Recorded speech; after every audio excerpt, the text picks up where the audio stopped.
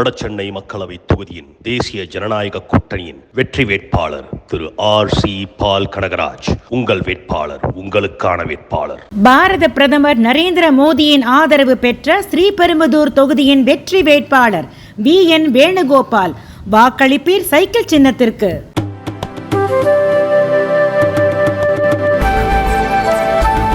திமுகவால் இந்தியாவை அல்ல, ஒரு முட்டு சந்தை கூட காப்பாற்ற முடியாது என தமிழக பாஜக தலைவர் அண்ணாமலை தெரிவித்துள்ளார்.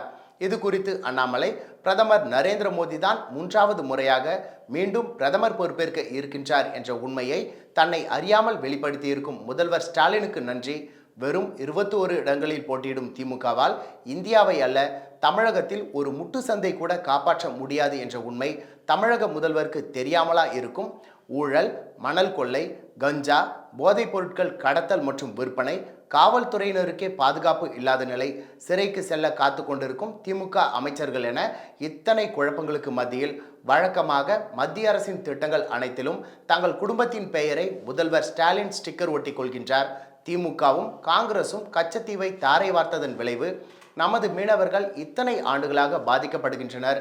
அனைத்து மாநிலங்களும் ஜாதிவாரி கணக்கெடுப்பு நடத்தி கொண்டிருக்க போலி சமூக நீதி நாடகமாடி கொண்டிருக்கிறது திமுக.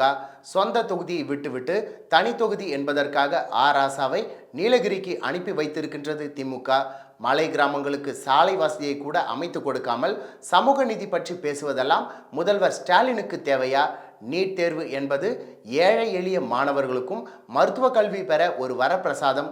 உங்கள் கட்சிக்காரர்கள் நடத்தும் தனியார் மருத்துவக் கல்லூரிகள் சம்பாதிக்க நாங்கள் ஏன் நீட் தேர்வை விலக்க வேண்டும்?